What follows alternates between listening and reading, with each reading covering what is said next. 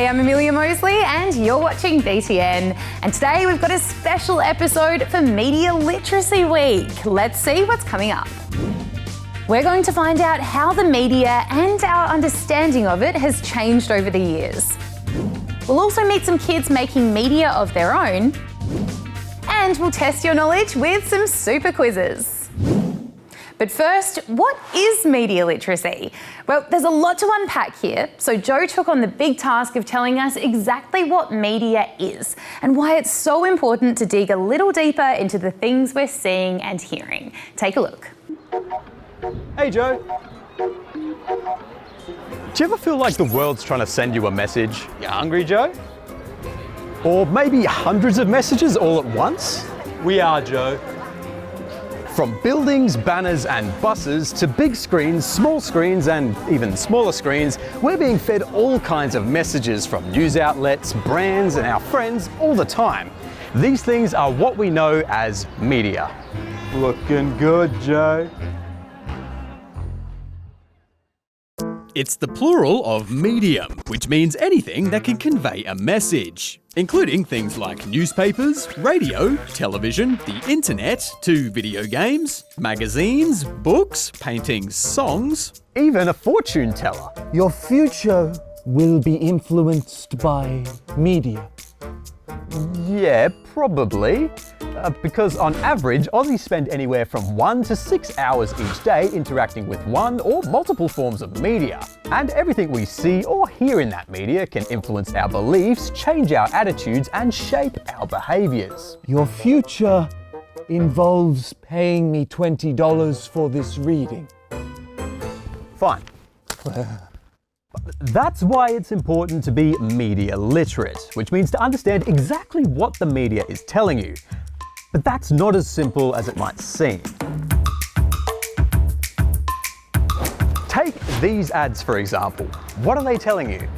Basically, Coke will make you happy, it was fun and everything. Because they're just like both smiling, it looks like they're having a bit of fun. Brightening, like trying to get you to buy it because it's really colourful. That you can go for it as a family. It looks like they're having a really good time. And the green makes it healthy. Because of the lettuce, it's green to show the families that it's healthy. See, media's power to persuade goes way beyond words, something advertisers have known for a long time. In fact, it was way back in the early 1900s when advertisers noticed they could persuade us to want or think things by tapping into our emotions using things like attractive, credible or famous people, catchy slogans or powerful language, audio cues or music, and colours. But these techniques aren't just for ads. Persuasion is an art form, and what works in the media also works in political speeches, it works in boardrooms, it even works in the classroom. We can even see some of these techniques in the news. Many news outlets use very similar colours, set design and presenters. What does it tell you? Blue is the colour of professionals and trust, but also the bright lighting with a few dark shadows as well. It gives that air of professionalism. There are all sorts of ways that the news can convey hidden meaning, sometimes on purpose and sometimes accidentally, whether through their choice of pictures, words, the people they talk to, or the stories they choose to publish. Every day a journalist is going to have hundreds of different stories to choose from, and they're going to pick the ones that might suit maybe the flavour or the taste of the media companies.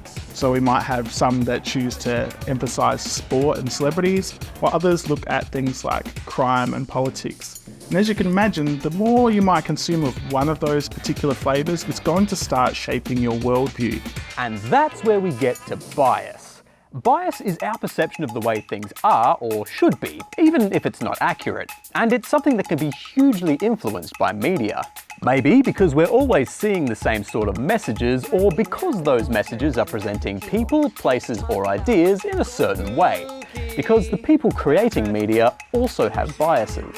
When we think about media bias, it's from the top down. It's not just the reporters at the base level, it's the owners as well. And they're going to have an agenda, they're going to have certain ambitions. They chose to buy a media company in the first place for a reason. And we're not just talking about the news. All sorts of media can be biased for all sorts of reasons, like funding from advertisers or individuals, politics, or even just an individual's personal preference.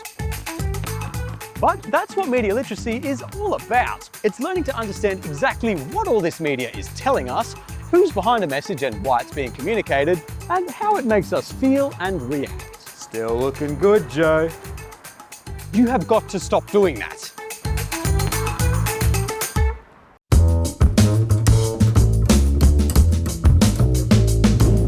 Which of these is an example of media? A letter from your grandma, an email, an Instagram post, or a TV news bulletin? It's all of them. Media is anything that communicates a message. It tastes like apple, but what you're breathing in a vape is nicotine at levels so high it can cause seizures and vomiting. This is an example of what? A political ad, a public service announcement, or propaganda? It's a public service announcement, which are created by authorities to inform the public about important issues. Is this BuzzFeed article an example of news, opinion, or advertising? There's a clue here. This is actually a type of ad known as native advertising or sponsored content, which is when companies pay news outlets to create content that's designed to help sell a product without necessarily looking like an ad. While we hear a lot today about the importance of media literacy, it's not new. Media has had a huge impact on society for a really long time.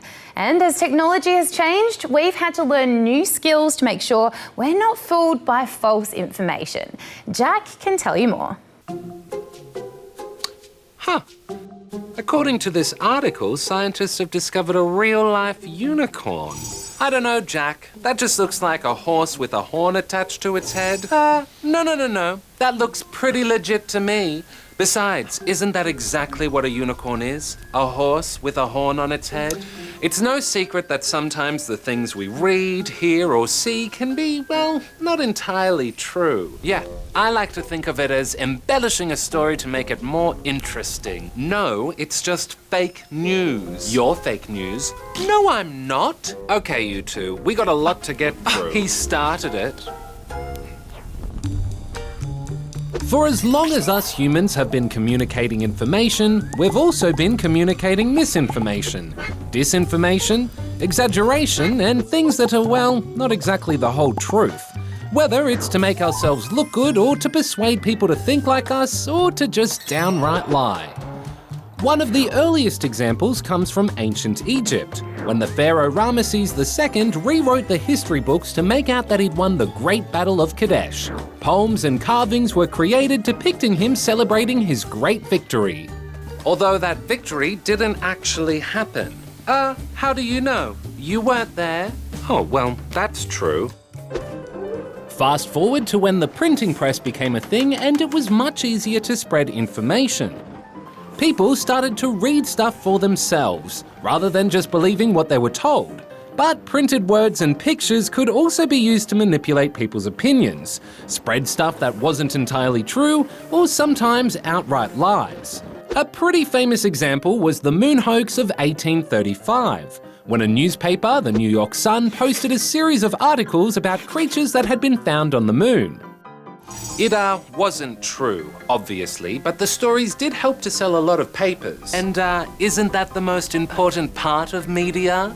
Oh, I don't think so. No, it's not, but you do sort of have a point.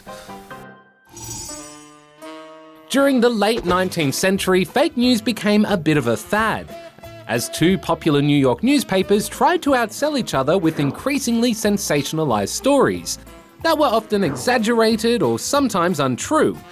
It was known as yellow journalism. As time went on, some newspapers made their name on being trustworthy, while others continued to embrace the wackier stuff. Meanwhile, new mediums brought new opportunities and new challenges for media literacy. Radio meant you could actually hear what people were really saying and doing. All these and many others. But that doesn't mean it was always true. Metal casing is definitely extraterrestrial. In fact, in 1938, a fictional radio play based on Orson Welles' War of the Worlds reportedly spread panic when people thought the planet was really being invaded by aliens. Tanks for the automobiles coming this way now. Ooh, Actually, the whole story about the panic is fake news too. Newspapers exaggerated it to try to discredit radio. Then along came television, which had a big impact on the way we saw and understood the world around us. For the first time, we could actually see what was going on around the world in real time. It's one small step for man, one giant leap for mankind. But television also brought in a new wave of sensationalized journalism, where important but boring stories were sometimes pushed aside for more exciting stories that could get an emotional response from the viewer. Oh, so exciting, so captivating, I simply can't turn it off. It turned it off. In the 50s and 60s, people started to recognize the need for critical thinking skills in order to analyze the media. Organizations were set up by governments to promote standards in journalism, as well as to provide media literacy programs in schools, while some media organizations built their reputations on being trustworthy. But then along came the internet and it changed everything again. Suddenly, anyone could post whatever they wanted, including stuff that wasn't always true. This only got worse when social media was introduced. With just a click of a button, people can share stuff without really knowing where it came from, or if it's actually true. It's something that governments and social media companies have started to take action on, because of its impact on people, governments, and institutions. So what can we do to be more media literate? Oh, well, I'm glad you asked. I'll take it from here. For starters, you can ask yourself, does the story seem a bit suspicious? Is it too good, too bad, or too weird to be true? Then maybe it is. Don't just read the headline. They can sometimes be misleading and created to get your attention. So dig a little deeper and find out, where did the story come from? Who might benefit from the story? Is it actually news? Is it a satirical piece? Is it an opinion piece? Or is it an ad? And if you're still unsure, you could always do a quick search to see if anyone else is reporting on it and what those articles say. Wait, I've just found another article confirming that they really did find a unicorn. See? And who wrote those articles? Someone named Deville. Oh. What? Deville. That wasn't me, that was another Deville.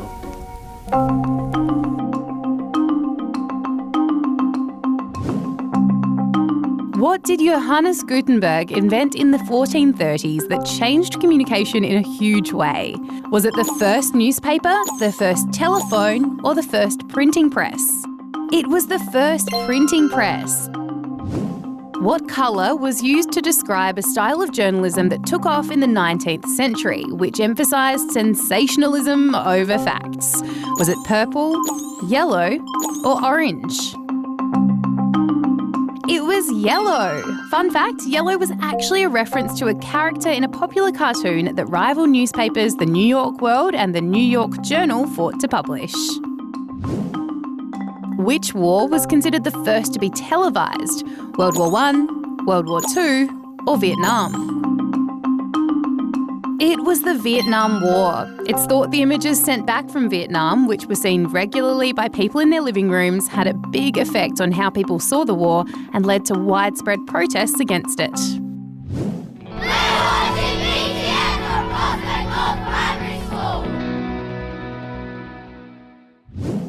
Now let's look into the future of media literacy and the impact of artificial intelligence. There's been a lot of talk about how AI could affect our ability to understand what's going on around us by making it hard to tell what's real and what's not. So, Ren looked into it. Unfortunately, nobody can be told what the truth is. You have to see it for yourself. So which will it be? You press the blue button and you wake up in your bed and you believe what you want to believe. Oh, that sounds pretty good, to be honest. Or you press the red button and I show you how deep the rabbit hole goes. I reckon I'll go with option one. Look, for the sake of the story, could you please just press the red button? Why give me the option then, huh? Recently, when it comes to media, it's become a lot more difficult to know what's real and what isn't. Why? AI. That rhymed. AI stands for artificial intelligence, which is basically the science of making software that can think like us, humans. And right now, loads of people are working on different sorts of AI programs right across the world that can process huge amounts of information at incredible speeds that far surpass what our human brains are capable of. You think you're a quick learner, Ren? Yeah, I'd say. Meet AI. Every day, they're getting smarter and becoming much better at writing essays, imitating human voices, and creating lifelike videos. This is what AI videos looked like a year ago. This is what they look like today. While fake videos like these might seem pretty harmless, things get dangerous when real people and politics come into play. Take, for example, the upcoming US presidential election. Exposed to senility of the debate. This AI-generated campaign video of presidential candidate Kamala Harris went viral recently. So if you criticize anything I say, you're both sexist and racist. Sounds a lot like her, right? But it's not. A bunch of AI videos and photographs made their way around social media following hurricanes Helene and Milton. Then you have these AI-generated images of women wearing Swifties for Trump t-shirts. Yeah, the people you're looking at don't exist. And it goes the other way too.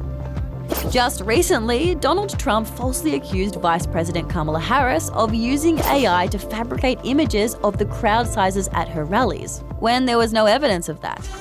And it's not just the US. This kind of thing is also happening in other countries, including Australia.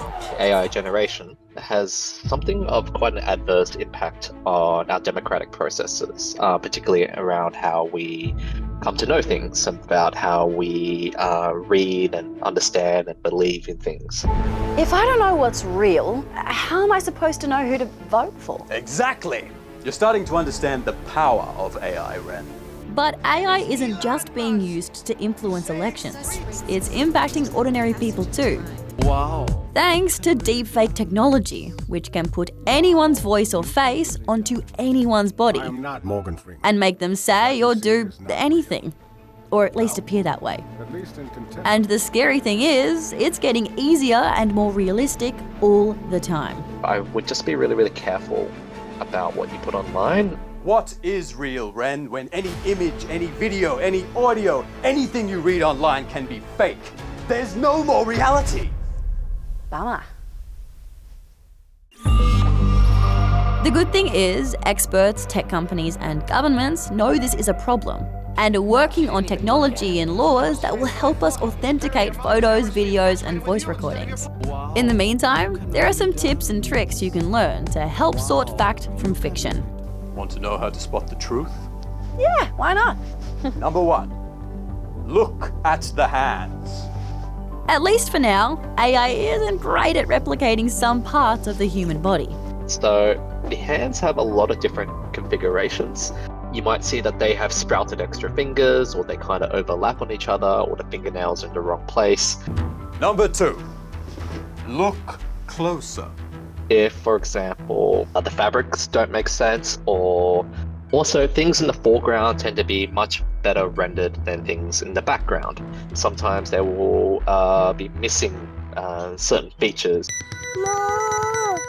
Number 3, question, does what I'm looking at actually make sense? No.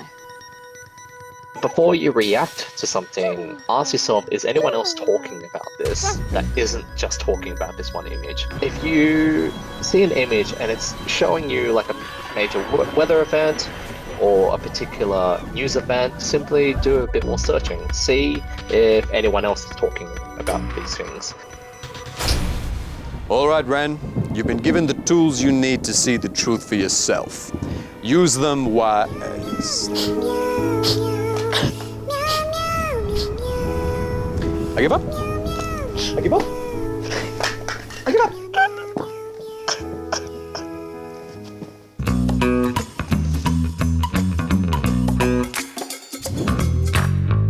Let's see how good you are at spotting a fake image. Is this real or fake? It's fake. A puffy jacket is a pretty unusual choice of clothing for the Pope, and while that doesn't necessarily mean it's fake, it should make you suspicious. What about this one? That is a real picture of a sinkhole that appeared in Guatemala in 2010. If you do a bit of a Google, you'll find some reputable news sources that confirm it. How about this?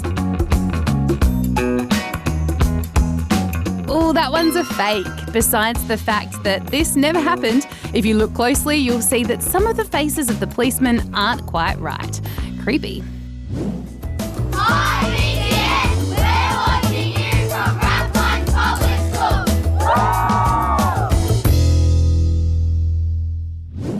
One of the best ways you can become more media literate is to make your own media. Sass went to meet some kids who are doing just that by producing a podcast at school. Check it out. ABC, check 1, 2. Check 1, 2. Okay, we're ready.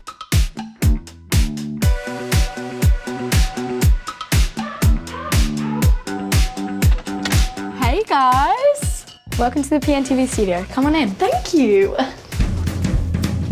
What an amazing space you guys have here. So what is the PNC Podcast? So the PNC Podcast stands for Prospect North Community, which is a podcast we do here at school. And we try to get in local people around to come in and do a podcast with us to find out about their career and their story. Please welcome V8 Supercar Superstar Driver Scott Pye. Our process is we first find people who we can do a podcast on. Hello. Oh, thanks for having me, guys. This is great. Then we find out a bit of background information about them so we know what questions we can ask to get into further detail. At Bathurst, actually, we do 300 kilometres an hour. And how do you guys choose what you're going to talk about on the podcast? We like to start by asking our guests what their career is and like why they chose to go down that career path. After that, we might get into some more personal stuff, but not always. Then we always like to ask them some fun questions at the end. Are you a Swiftie? Of course! Who are some of the people you've had on the podcast? I really liked getting to talk to Amelia Mosley. I spent a lot of my childhood making movies. So me and Ava actually did the premiere when he came in and he was really cool. I did a deal with the AFL to lock it in for 3 years. Was interviewing the Premier a little bit scary? Kind of, because like we've seen him on like screens and stuff, but seeing him in person, it's like just a bit different. Do you think that doing this podcast has made you guys more media literate? So now that we make media, when we do watch it online, we can pick up more things like what happens behind the scenes. We can also pick up like bias, so how people like show their opinions towards one thing and show their opinions towards something else. When we see like, say for example, the news or like a TV show or something like that, it looks like really smooth how it goes through. So we're thinking, oh, it's perfect, it's one take, it's done. When we actually ask these people, it's like, oh yeah, we do a couple of takes and then we keep going until we get it perfect. So it's like, oh, so they do the same thing as us. I think that it's important for us like students to do things like this because it not only benefits us for being on the screen, it's really had a boost in my confidence. And that's a wrap. Great tasting guests, guys. Well, that's all for this BTN Media Literacy special. We'll be back next week with a regular episode. And in the meantime, you can check out Newsbreak every weeknight or jump online to see more BTN stories, specials, and there are quizzes up there too. Have the best week and I'll see you soon. Bye.